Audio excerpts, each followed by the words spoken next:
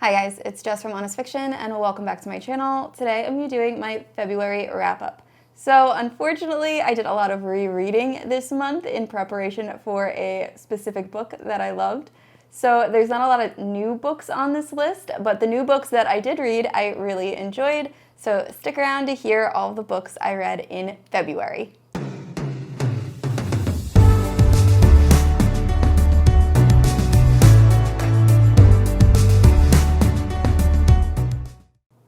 So, like I said in my intro, I did a reread of the entire A Court of Thorns and Roses series in preparation for A Court of Silver Flames that was released this month, and I loved it so much. I really enjoyed my reread. I read this when I think when I actually read it, all the books had come out. A Court of Wings and Ruin had just been released, so I had the benefit of not having to wait very long for the new book.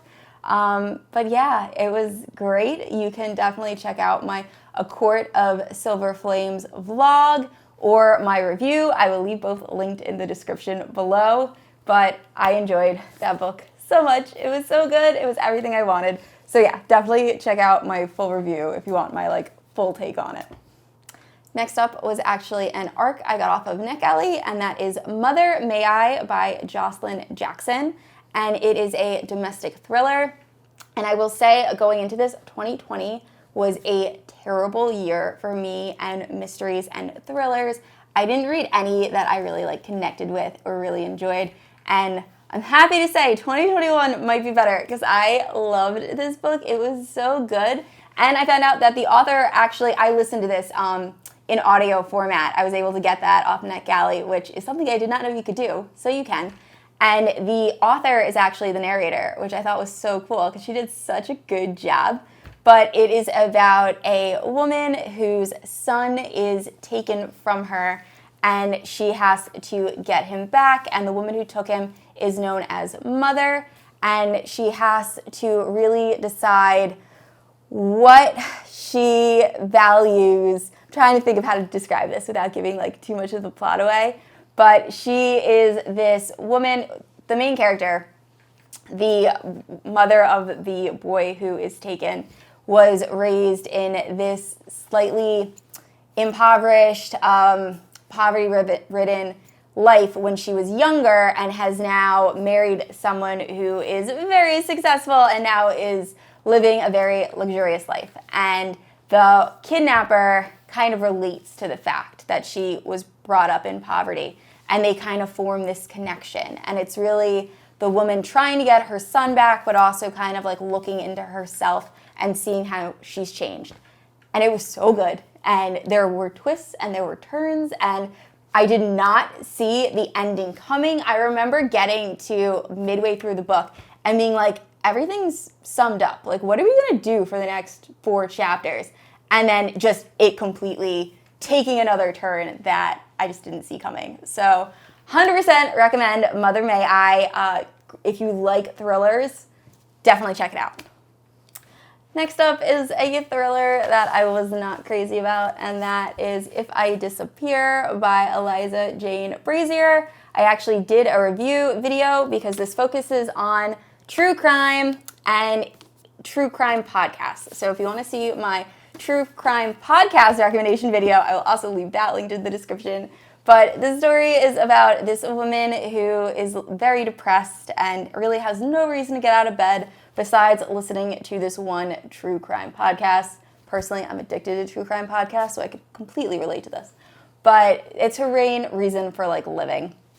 And the host of the podcast disappears. So this woman decides that she is going to go to the middle of nowhere and try to pretty much become a spy and figure out what happened to this host, the host of her podcast. And she pretty much gets ingrained with the woman's family and really goes deep undercover. And it was fine.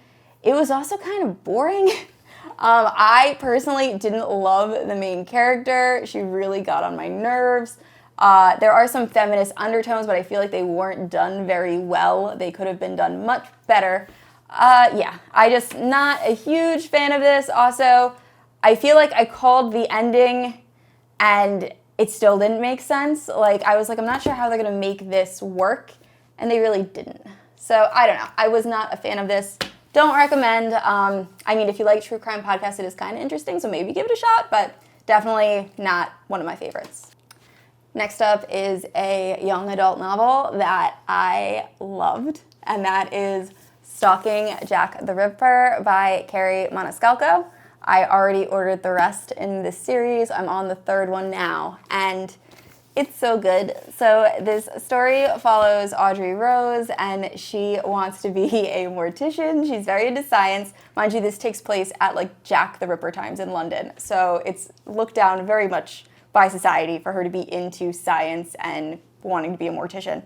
And Jack the Ripper is killing people, and Audrey with her friend Thomas Cresswell have to pretty much figure out who is behind it. And it was so good, and it didn't feel young adult, and I don't mean this to like, I don't dislike young adult in any way. Young adult is one of my favorite genres, but I kept forgetting the age of the main character, Audrey Rose, just because she makes mature decisions, and she just came off as someone I thought was like, I just kept picturing her like in her 20s.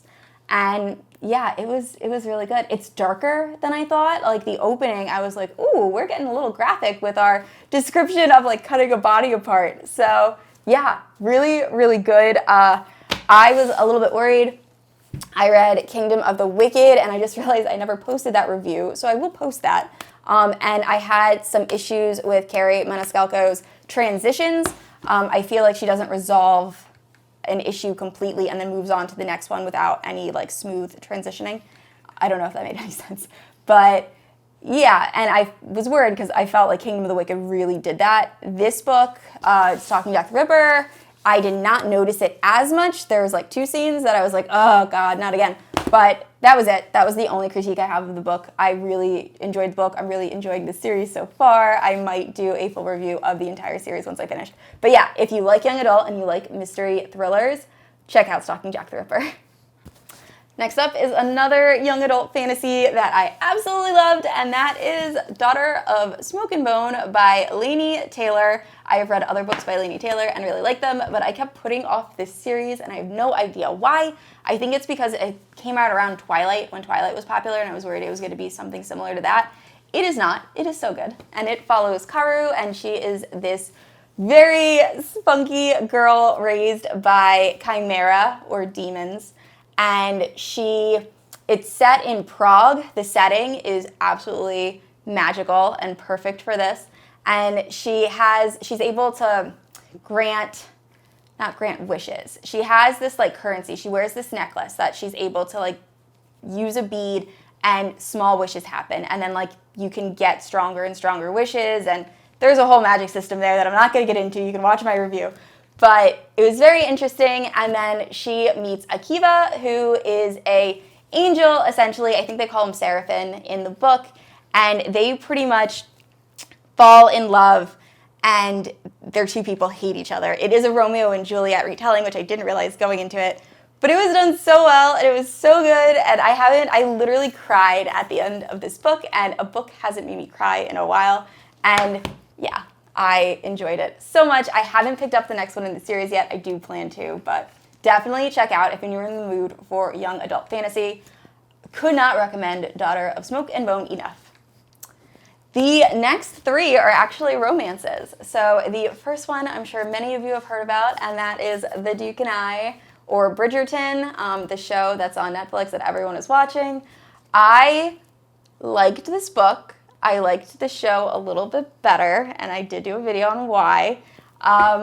It was fine. I think that historical romances might not be my thing, and that's just my personal preference. I think if you are a fan of historical romances, you might appreciate this a little bit more than me. I didn't like the changes that were, not the changes, I guess I did like the changes that were made in the show that weren't done in this book. Some scenes I don't think were handled very well. I did like the characters. Obviously, I love Daphne and Simon and all of that. I might pick up the next one. I actually heard the series gets better as you go on through the different kids. So I might give the next one a shot. I don't know. But yeah, it was all right. It was middle of the road for me. And now we have Spoiler Alert by Olivia Dade. I had such high expectations going into this. I feel like everyone loved this book, and it's a contemporary romance about this woman who falls in love with, she writes on a fan website for the show that is essentially Game of Thrones, and she writes fan fiction, and then it turns out that one of the guys that is writing fan fiction, who she communicates with, is actually one of the actors on the show, and they end up going on a date, and they kind of develop this relationship. I don't know why I didn't like this. It was really a struggle for me to get through, and I should have liked it. Like, I loved Game of Thrones. It just felt odd to me. I didn't love the pacing. I didn't love the male character, the main male love interest. I don't know. It wasn't for me, and I wish I could give you guys a more in-depth reason of why I didn't like it. I'm gonna have to put my finger on it. I should have thought of this before I started filming, obviously. But yeah, I was not a fan of this. And unfortunately, I wasn't a huge fan of the other contemporary romance I read. I think I might have overdid it with contemporary romance last month, and now I just need to take a little bit of a break. Next book is Enjoy the View by Sarah Morgenthaler. And I was actually really excited for this book to come out. This is the third book in the Moose Springs, Alaska series, and it follows one of my favorite characters from that series. However, I did not enjoy this book. I almost DNF'd it. I did manage to finish it, but it was a struggle. I didn't love the main love interest, kind of like the book I said previously with spoiler alert. I didn't love the guy. In this, I didn't love the girl. She felt not as well-rounded as the other previous two books. So just to give you guys some background, I loved the tourist attraction, which I did not think I was going to like at all. I just inhaled that book, and I thought it was so funny and so cute. I liked Mistletoe and Mr. Right, but I kind of knew that I wasn't a huge Lana Montgomery fan, who's the main girl in that, so I kind of knew I wasn't going to love it. But I definitely liked it. Like, I enjoyed it while reading it. This one I didn't have those feelings for. The main girl really just kind of rubbed me the wrong way, and she felt kind of like a washed out version of the Lana character. Like, I don't know. She didn't have as many redeeming qualities as I felt Lana did. Because Lana came off as very, like, abrasive and kind of like a spoiled brat. She also, the main character in this, also kind of comes off that way, but, like, without enough background to make it okay. I don't know. I didn't enjoy this, which is kind of sad because I really did like this series. I still recommend the series as a whole, and you might very well enjoy this book. I would definitely give this book a chance. It has a very similar feel and very similar humor to the first two. So, yeah, definitely give it a chance. Personally, it just wasn't for me. So the last few are going to be manga and graphic novels, and the first one is The Promised Neverland. I actually did a review where I talked about my recent manga and anime recommendations, so if you want, I will leave a description down below. You can check that out. But The Promised Neverland, I believe I'm on number 9.